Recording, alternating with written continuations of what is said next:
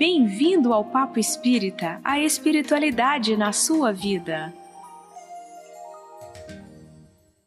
Olá a todos, sejam bem-vindos a mais um Papo Espírita. Hoje nós vamos conversar sobre quem são os nossos filhos, quem são esses espíritos que nos chegam pela maternidade, pela paternidade. Para isso a gente convidou, além da Miriam dos Anjos e da Thelma Alves, a nossa colega de TV Comunhão, Bárbara Brito, que é palestrante na Comunhão e ela tem um programa aqui na TV chamado Explorando o Espiritismo. Bem-vindo, Bárbara, tudo bem? Tudo bem, gente. Muito feliz de estar aqui. Sempre é uma delícia estar com vocês. Agora estamos online com você, né? Você já nos visitou lá no estúdio. Agora estamos aqui online para falar sobre esse tema, que foi um tema de uma palestra muito bonita que você fez lá na Comunhão. E vamos falar sobre esses nossos filhos, né? Sobre as responsabilidades que temos, sobre as dificuldades, né, na criação, nessa proteção que a gente dá a eles, para que eles cumpram, né, o seu trabalho evolutivo. O que a doutrina nos fala sobre essa questão? A pergunta é: quem são esses espíritos? Eles são entes queridos? São pessoas que vieram para tentarmos reajustes? Eles nos escolhem como pais ou a gente os escolhe como filhos? O que a doutrina fala, Bárbara? Bom, então, para a gente falar de filho, a gente tem que lembrar, antes de qualquer coisa, do objetivo da encarnação, né? A encarnação é um processo que Deus nos deu para nos colocar em contato, em relação com o mundo físico, o mundo da matéria, e através da relação com o mundo da matéria, nós vamos tendo a nossa inteligência intelectual e moral sendo despertadas. Portanto, independente de qualquer coisa, um filho é um espírito, filho de Deus, que está vindo através da encarnação ter a oportunidade de se relacionar com a matéria para se desenvolver. Então, você que tem um filho, somente tem um filho, porque existem espíritos que precisam vir para se desenvolver. Agora, já que todos nós temos a oportunidade de, através da encarnação, ter contato com a matéria para desenvolver nossa inteligência, existe todo um planejamento encarnatório que é feito pela espiritualidade maior para que cada espírito que venha faça um bom proveito da experiência. Então, não é uma coisa por sorte ou avulsa, não. As pessoas, os espíritos que vão contemplar o contexto familiar daquele que vem são escolhidos a dedo pela espiritualidade. E por quê? Porque o espírito que vem para progredir. Eu, que sou mãe ou pai, que vou recebê-lo, também vim para progredir. Então, quando a espiritualidade vai planejar a encarnação, eles decidem a junção, né, do espírito que vai vir e aqueles que estão encarnados que vão recebê-lo, através dos benefícios que esse relacionamento vai proporcionar.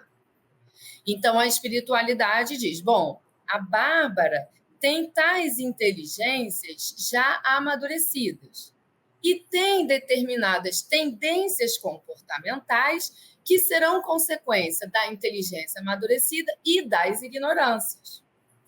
O João, por exemplo, vamos usar um nome, né, bem popular que a gente usa de exemplo aqui no nosso país. O João, que vai encarnar, possui determinadas inteligências desenvolvidas e determinadas tendências comportamentais resultantes da inteligência desenvolvida e da ignorância. Então, para a Bárbara dar o próximo passo de amadurecimento, vai ser legal o João vir, porque os elementos do João vão provocar a inteligência de Bárbara. E Bárbara vai provocar a inteligência de João. Que elementos são esses? As nossas características, né? As tendências comportamentais do João vão provocar a inteligência da Bárbara. E as tendências comportamentais da Bárbara vão provocar a inteligência de João. E é assim que a espiritualidade decide, então, nos unir em família. Agora, cada caso é um caso. Então, pode ser que eu necessite ter um relacionamento materno, vamos dizer assim, eu no papel de mãe, um relacionamento materno harmonioso. Então, para essa encarnação, Bárbara, para desenvolver o próximo passo que ela está pronta, precisa ter uma relação materna harmoniosa. Então, a gente vai eleger um espírito que já tenha tido uma história de construção de amor com Bárbara. Um espírito já afinizado, já alinhado. Porque quando ele chegar nessa encarnação, esses dois espíritos, Bárbara e esse espírito que está vindo como filho, vão possuir uma relação harmoniosa. Em contrapartida, aquele espírito que está como pai, né? Vou dar um nome, né? Wagner precisa ter uma experiência paterna conflituosa, porque os conflitos vão provocar nele os passos de amadurecimento que ele está pronto para dar. Então, embora hajam muitos espíritos que o amam, nós vamos enviar como filho aquele que possui conflito já construído de vidas anteriores. Ou como porque o feriu... Com o próprio pai, né? Com o próprio pai. Com o próprio pai. Então, vamos mandar um espírito que já feriu Wagner em outras encarnações, ou que Wagner já feriu em outras encarnações. Então, tudo pode acontecer. Quem vem como meu filho? Eu não sei. Eu não sei qual história eu tive com ele. Eu não sei quais tendências comportamentais ele tem. Mas o que eu sei é que se Deus me escolheu para tutoriá-lo, é porque eu tenho os elementos de que ele necessita. E ele tem os elementos que eu necessito para o meu desenvolvimento. Portanto, sendo uma relação confortável ou não, irá nos trazer benefícios. Meninas, o assunto é quente. Bárbara estava falando, né? Eu fico pensando como é bom o momento atual que nós estamos vivendo, né? E que nos chega tantos esclarecimentos e essa doutrina que nos orienta de uma forma que tudo fica muito mais claro, né, meninas? E, Bárbara, tá certo que cada geração tem seu nível de necessidade, portanto, chega ao nível de informação necessário, né? Eu me lembro que na infância meus pais só olhavam e a gente já sabia que ia acontecer. Não se falava mais nada, né? Nunca se ouviu falar numa comunicação não violenta, por exemplo, né? Que é coisa bastante atual. Para mim, pelo menos. Né? Carinho, então, né? Ou demonstração de muito carinho, né? Ou isso, demonstração, chorar, né? Mostrar suas emoções, aonde eu estou querendo chegar para perguntar, Bárbara. Hoje nós temos muito mais informações, né? Graças a Deus temos informações. Mas parece-me que ainda essa relação, né, de tutores, né, com os filhos que chegam, ainda continua muito difícil, com muitas dúvidas. A gente vê, por exemplo, numa época em que a gente tem essa liberdade de acessar informação, crianças e adolescentes passando por uma série de circunstâncias que antes eram, pelo menos, menos claro, depressões, ideações suicidas, por exemplo, né? E aí eu fico te perguntando, numa fase em que a gente está numa transição planetária, em que espíritos chegam de todos os jeitos, né? Quem são esses espíritos que estão chegando nesse momento, né? E como é que nós, no papel de pais, podemos lidar com essa inovação que não existia na nossa geração, né? Então, como lidar com essas novas abordagens de educação e, ao mesmo tempo, conjugar isso com a tarefa espiritual que você nos trouxe, né, de paz, né? Nós estamos aqui para uma troca uma troca de possibilidades de crescimento mútuo, né? Sim. É o preço que a gente paga pelo próprio crescimento. Por quê? No Livro dos Espíritos, tem uma passagem que fala das leis morais, as leis naturais da vida, e uma delas é a lei de progresso, e a outra é a lei de liberdade. Então, a lei de progresso diz: o progresso se dá um passo por vez, não assalto. E a lei de liberdade diz: quanto mais conhecimento a gente adquire no progresso, mais liberdade vamos tendo e maior a responsabilidade, porque a gente lida com o efeito daquilo que a gente causou conscientemente. Então, quando a gente tem ignorância, é mais fácil, né? Por exemplo, se a gente lembra da história na fase primitiva, bom, ou eu mato para sobreviver, ou eu não sobrevivo. Simples assim. Não tem outros fatores para eu raciocinar. Então, se passa aqui um animal, eu descobri que se eu matar o animal, eu como e sobrevivo. Acabou, não tem esforço. E até a gente ir descobrindo que não é tudo do animal que me mantém em vida, tem outras coisas que começam a causar a morte. Então, opa, eu matava o animal e comia, mas tem gente que está morrendo. O que é aí? Existe uma tal de doença do animal. E aí vai indo, e daqui a pouco tem corpos que estão vindo com alergias, né, ao alimento animal e com intolerância. E aí a gente começa, então, tem outras formas? Tem outras? E que formas são? Porque quem passou não nos deixou esse manual, porque não tinha ainda a inteligência desenvolvida. Essa é a fase que estamos vivendo de crescimento, né? Quer dizer, eu preciso educar um espírito de uma maneira que quem veio antes não me ensinou. Então, cadê o manual? Mas não existe manual, porque a gente ainda está aprendendo. E como que a gente vai aprender? Descobrindo, testando. Porque o progresso é uma conquista. O progresso não é um livro que eu leio e entendo. Se fosse assim, todos nós já seríamos perfeitos. Basta ler o Evangelho. O Evangelho é o manual. Então, vamos ler, entender? Opa, somos perfeitos. E não é o caso. Eu entendi na teoria, mas a prática é uma vivência, um treino, é uma descoberta e uma conquista.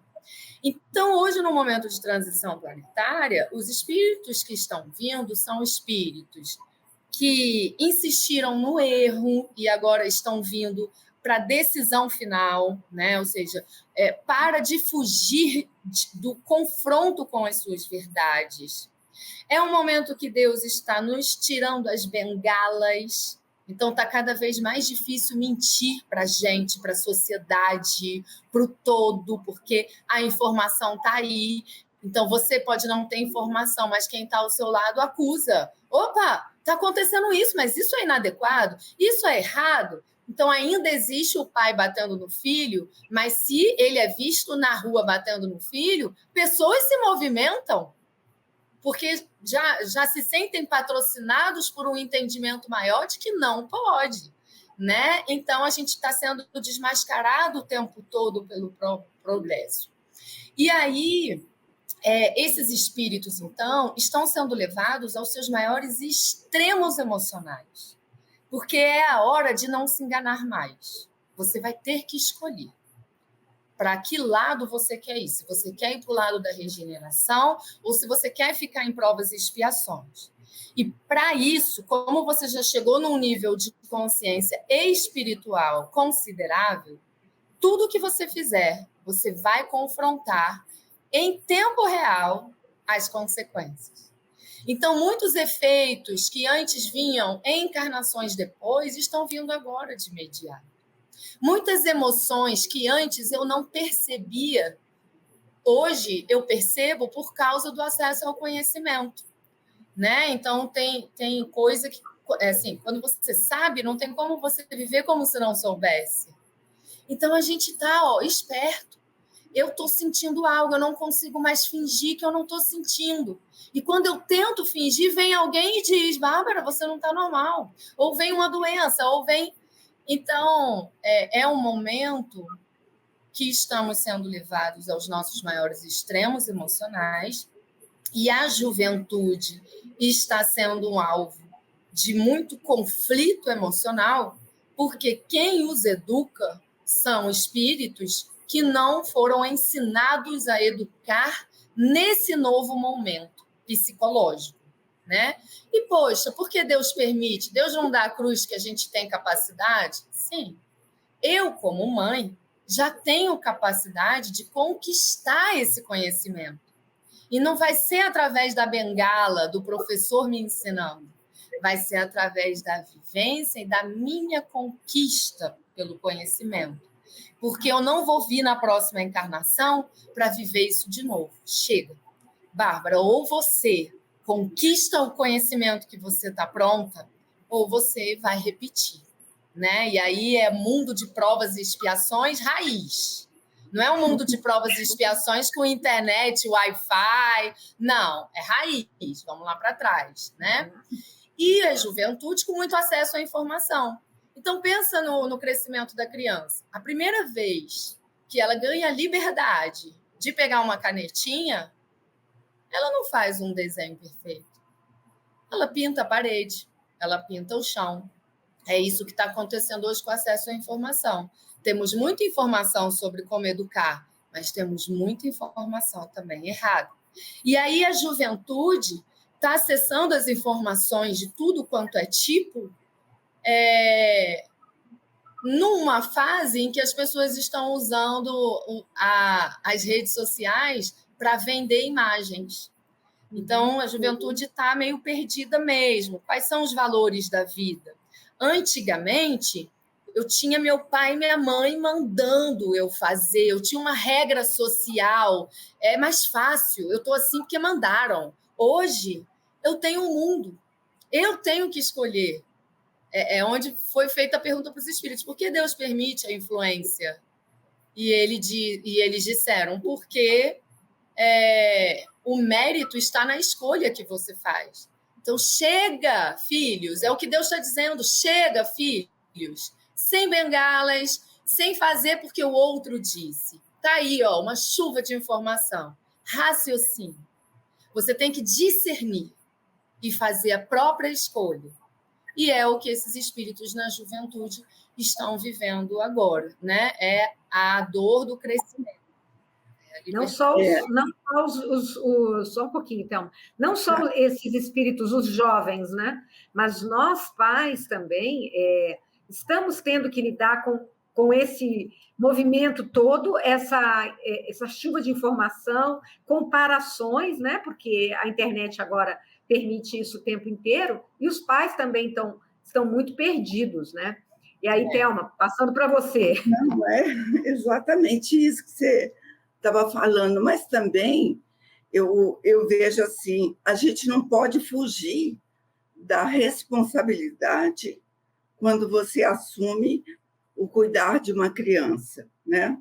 Ou, no meu caso, sou avó, então dá o apoio para que meus filhos estejam cuidando dos netos. Então, é um processo que a gente não pode fugir dessa responsabilidade, né? Porque, na verdade, quando você assume o papel de mãe, você se assume porque você está trabalhando um projeto de vida, mesmo que aquele filho não seja, não estava esperando e tudo, mas no teu íntimo veio para você, você tem que assumir esta responsabilidade, este cuidar e buscar o possível para conduzir os filhos da melhor forma que lhe vier, não é, Bárbara? O que você acha? Sim. Posso interferir só um pouquinho? Só antes da sua resposta, eu vou emendar na Thelma. Antes, a gente interferia nas decisões dos filhos, né? E agora, como é que a gente lida, né, com essa, vamos dizer assim, com esse momento tumultuoso que a gente vive? Como é que a gente se compromete, a gente exerce a responsabilidade, como trouxe Thelma, né, de cuidar, de conduzir, né, esses espíritos no papel de filho agora, ajudando no compromisso evolutivo dele, sem interferir nas suas decisões, porque são limiares que a gente está lidando hoje, enquanto pais, enquanto avós, né? E muito difícil, né, Miriam, lidar com a dor dos filhos. Tem muitos pais, acho que a grande maioria, né? A gente não quer ver filho sofrer. Ninguém quer ver os filhos sofrerem, mas até onde a gente pode ir que não prejudique aquele espírito nas suas decisões, na sua caminhada, né? Na sua conquista de autonomia, porque isso é a caminhada evolutiva, né? E aí, Bárbara? A gente percebe aí a importância da espiritualidade no processo educativo. O que é a espiritualidade? Não estou falando de espiritualismo, estou falando de elucidarmos esses espíritos sobre quem eles são, sobre o sentido da vida, explicar para eles que a vida não é a aquisição da matéria, que a matéria é instrumento e devemos sim utilizar. Se ela não fosse para ser utilizada, não estaríamos num mundo material para desenvolver nossa inteligência. Então, a gente precisa utilizar. Mas eles precisam aprender a discernir no mundo o que é instrumento e o que o representa. Porque a juventude quer se incluir, quer ser aceita. Por quê? Pela lei de sociedade, outra lei que está lá no Livro dos Espíritos. É instintivo nosso. Nós buscamos as relações para o nosso progresso e para a prática do amor. Então, ao buscar a sociedade, a inclusão na sociedade, o jovem tende a assistir às referências. Quando que o pessoal ri? Quando faz isso. Quando que o pessoal aplaude? Quando faz isso. Por isso é muito comum o jovem repetir comportamentos dos amigos, repetir comportamentos dos que estão em volta, porque eles querem ser aprovados. Mas quando aquele jovem que entende que o papel dele não é andar em bando, não é ganhar aplausos, não é ganhar curtidas nas redes sociais, likes, quando ele entende que o sentido da vida dele não é esse, ele vai discernir. Legal, tal situação, o pessoal aplaude, mas isso está de acordo com os meus valores, com as crenças que eu venho desenvolvendo a partir do despertar da minha inteligência. Só que a gente tem a tendência de achar que o filho é a Baby Alive que a gente compra na loja, né? Quer dizer, eu quero a boneca que chora. Eu quero a boneca que faz xixi na fralda. Eu quero a boneca que sorri. Então, quando o filho nasce, a gente tende a querer impor uma personalidade e um comportamento que não cabe, porque ele não é uma boneca, ele é um espírito já vivido, que chegou com uma bagagem, com tendências comportamentais, com predisposições de vícios que traz, com naturezas de sonhos, expectativas e conquistas, porque traz, né, as buscas através ali do crescimento que ele quer adquirir. Então, é muito comum, por exemplo, a gente encontra, né, tem um encontro em família e tem uma criancinha, um bebezinho, um bebê, acabou de nascer. Aí um familiar fala assim, tem os dedos compridos, será pianista? Aí o outro, sempre que eu coloco tal música, ele dança, eu acho que ele vai gostar de rock. Aí vem o outro, mas essa carinha, acho que vai ser médico. Quer dizer, né? Gente, é uma existência tão antiga que veio através de um planejamento encarnatório, com um propósito de desenvolvimento. Quem ele vai ser? Só o amanhã dirá. Qual é o meu papel como tutor? Me realizar através dele? Usá-lo como objeto de prazer, satisfação e realização dos meus desejos? Não! O meu papel é ensiná-lo a discernir. Porque esse espírito, como todos nós, vem com livre arbítrio. Ele vai fazer as escolhas dele. Se eu tentar direcioná-lo para as minhas escolhas, eu vou violentar a proposta da encarnação dele. Porque ao invés de eu respeitar a providência divina, o conduzindo para o que ele veio fazer aqui, eu quero que ele venha realizar os meus desejos e as minhas vontades.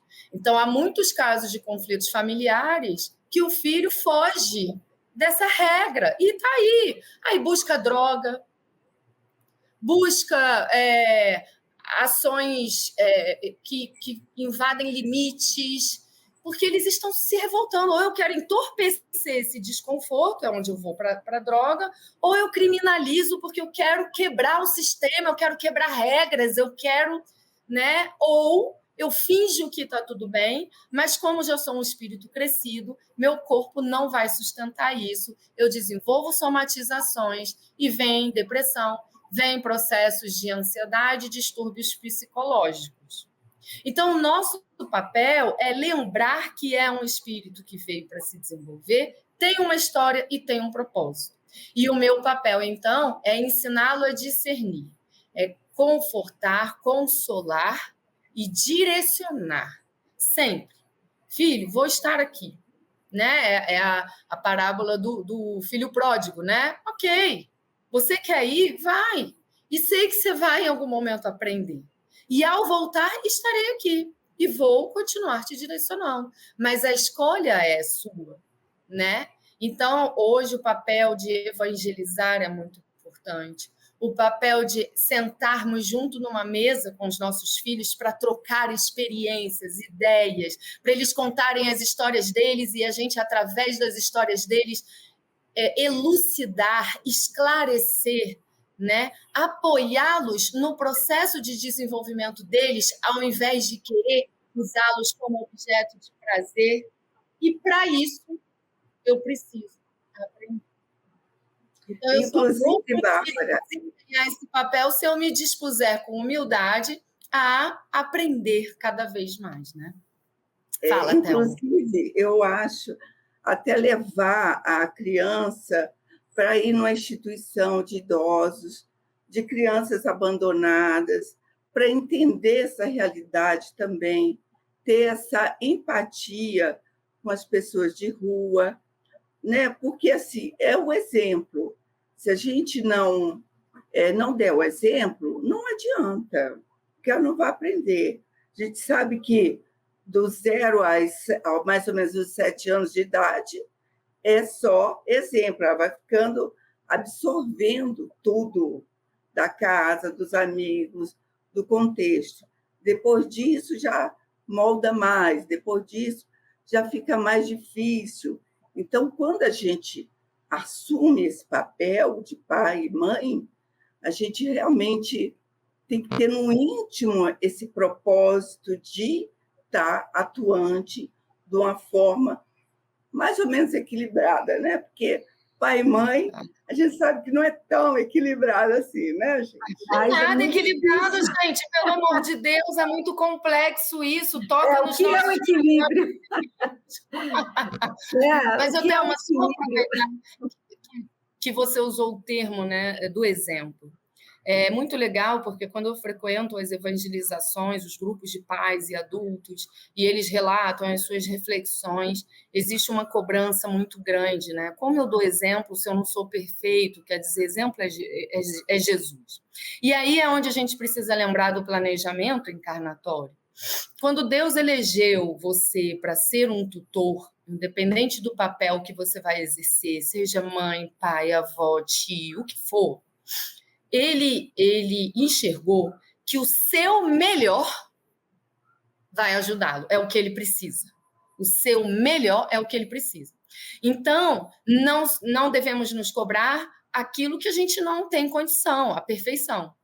Mas devemos ter consciência de que se eu me dispuser a dar o melhor de mim, eu vou cumprir com esse meu papel, porque o meu filho só precisa do que eu tenho de melhor. Mas como eu vou dar o melhor de mim? Tendo a humildade de me dispor a sempre aprender. Isso é muito importante no papel dos tutores. Eu não posso me fixar, eu não posso daqui a 10 anos ser a mesma mãe que eu sou hoje. E hoje ser a mesma mãe de 10 anos atrás. Porque eu também vim progredir. E essa criatura que veio como filho também veio impulsionar o meu crescimento, porque buscando dar o melhor, eu vou me desenvolver. Então, o tutor que não está disposto a isso vai falir nesse papel. O que não vai pôr em prejuízo o espírito que vem, porque a espiritualidade, né, cumpre a arquitetura divina. E Deus, com a sua providência, faz aparecer almas que vão preencher o lugar que a gente precisa em outros papéis que sejam e fazer cumprir o impulsionamento que o filho, aquele filho, está precisando, né? Bárbara, nosso tempo já está acabando, mas eu Não, acho que ainda também... não, Miriam. Podemos, nós Então, meu podemos relógio aqui que está adiantado, porque o tema está tão interessante, né? Hoje em dia, nós também vemos uma atuação bastante incisiva, se eu posso dizer assim, nas famílias, os avós, né? Participando, às vezes a avós até assumindo mesmo essa responsabilidade dos netos enquanto tutor e educador. O que eu estou querendo trazer para a nossa conversa, eu ouvi essa semana, tão interessante, uma avó falando, olha, o meu papel de avó é ser avó. Se fosse para ser mãe, para educar, né? Porque para não entrar naquela crítica, né? Que meu filho, minha filha, minha nora, o meu genro não estão educando devidamente meu neto. Se fosse para mim ter esse papel, eu teria sido a mãe. Eu achei tão lúcida, sabe, essa colocação, porque talvez a gente ainda, jovens, né, somos avós mais jovens nessa nova geração, né, nós devemos também estar conscientes, da mesma forma que você trouxe da responsabilidade dos tutores, que a responsabilidade dos avós é uma responsabilidade de apoio, né? É uma responsabilidade secundária, e não uma secundária no sentido de a condução do meu filho, a espiritualidade fez o planejamento para aqueles pais. Eles trazem a bagagem necessária que aquele filho precisa de educação. Eu estou para apoiar, não para corrigir ou ficar dando pitaco demais, né? Eu não sei se poderíamos comentar um pouquinho sobre isso. Mas, Miriam, existe uma realidade também de avós que têm que assumir a paternidade e a maternidade, né? Até por questões financeiras, estão colocam a criança na escola, são eles, os pais estão trabalhando, ou os pais se separaram. São realidades, às vezes, muito difíceis, né? E os avós estão sendo chamados, porque, como você disse, nós somos uma geração em que os netos estão tendo avós ainda com muito tempo de vida. Antigamente, os avós, né, as pessoas morriam mais cedo, e os avós, rapidamente, né? A criança com 10 anos, às vezes, ela não tinha mais avós. Agora, não. Agora, ela tem existem os bisavós, né? Então, essa é uma realidade complexa, né, Bárbara? Pode comentar. A gente está sempre buscando padrões, é a história do manual, como a gente deve agir. Cada caso é um caso. Por que existe o planejamento encarnatório? Porque cada história é uma história. Deus é tão perfeito que ele educa cada filho conforme a necessidade de cada filho, né? Então, aquele pai, aquela mãe que diz assim, eu trato todos os meus filhos iguais. Não deveria, porque não são iguais, né? Embora a gente encha a boca para dizer isso, a gente deveria dar uns passos para trás e rever. Cada um tem uma linguagem e nem é uma verdade. Porque as relações, né? Um veio para me trazer harmonia, porque já temos uma história construída de amor. O outro veio e vai trazer conflito, porque temos uma história construída de dores, né? Então não tem como ser igual. Mas a gente está sempre buscando um padrão. E aí, como a avó tem que se comportar? Como o avô tem que se comportar? Como a mãe? Depende da história de cada um.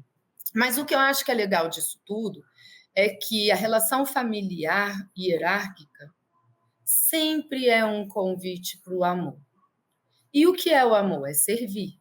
E não tem como servir sem sacrifícios, né? Então, eu sonhava em ser uma avó que iria mimar, iria dar para eles o que os pais não vão conseguir dar.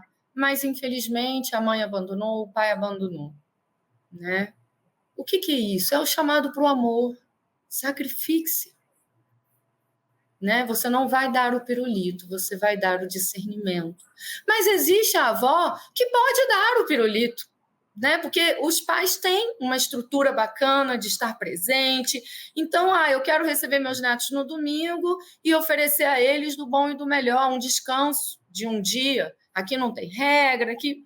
Ok, né? Aí cada um vai dando aquilo que a sua capacidade dá. E isso que é lindo na perfeição divina. Por isso que eu falo da arquitetura divina. Ele não considera só pai e mãe, ele considera avó, avô, tio, tia, a cultura que aquele espírito vai ser inserido ao nascer, o momento político do lugar que ele está sendo inserido, tem todo um contexto em volta, né, que vai favorecê-lo.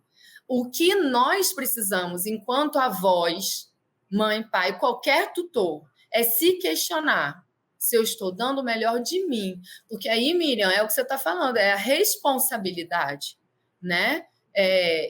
Eu preciso... A minha consciência vai estar tranquila, não se eu estiver cumprindo com o manual, porque a gente não tem, mas se eu estiver dando o melhor de mim para o desenvolvimento daquela criatura, para o crescimento espiritual, a inteligência intelectual e moral. Se eu estiver fazendo isso, independente do papel que eu estou exercendo, eu estou, então, logrando êxito, né? Agora, se eu estiver de preguiça ou subestimando o meu papel, eu vou responder por isso, eu vou viver o efeito disso.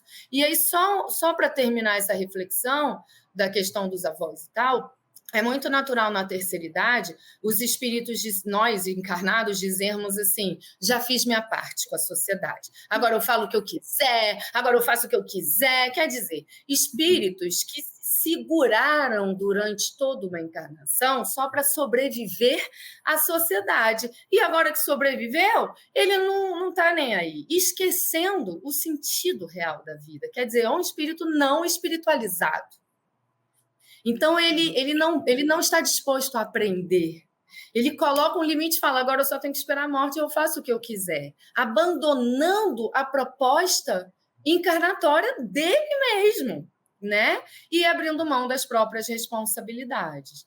Então, hoje a gente precisa trabalhar muito a consciência que todos nós temos que ter sobre a nossa existência. Independente da idade física que você tem, enquanto estiver encarnado, que está sendo provocado para o seu desenvolvimento, pelo que ainda vive, pelo que o corpo te promove, pelo filho, pelo neto, pelo bisneto, seja o que for. Mantenha-se sempre disposto a aprender. E é assim que você vai conseguir dar o seu melhor e fazer cumprir com o convite divino ao tutoriar, né, outros espíritos. Essa conversa é interessante porque é difícil tê-la, né? Normalmente, pais e avós estão preocupados com os aspectos materiais na criação daquele filho, né? A escola que ele vai frequentar, né? As notas que ele vai tirar, a faculdade que ele vai fazer, o trabalho, a profissão. É difícil essa conversa de quem eu estou formando, né? Que valores eu estou passando para esse ser, para que ele tome boas decisões e a caminhada dele seja de progresso espiritual, claro, né? Não importa as situações difíceis que cada um tenha que viver no seu planejamento, né? Que essa caminhada possa ter um sucesso no sentido de que estou aprendendo, né? Posso cair aqui, mas eu aprendo a lição, então eu dou um passo à frente. Pouca gente faz esse tipo de reflexão, né?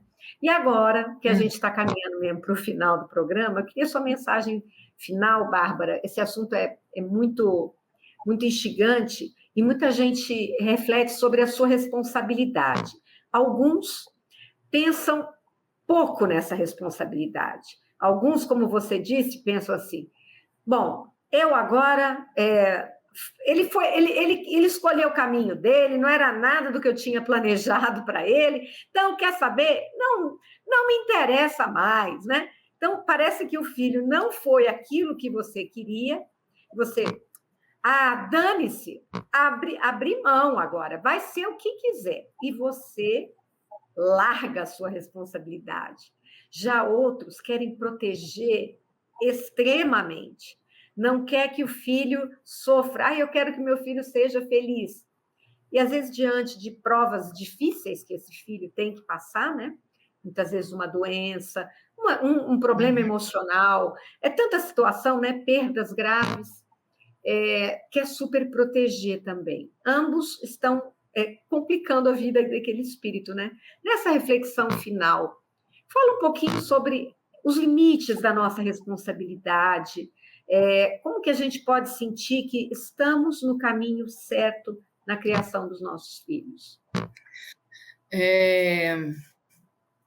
Nós precisamos lembrar que nós temos um papel impulsionador no desenvolvimento do espírito que está sob a nossa tutela.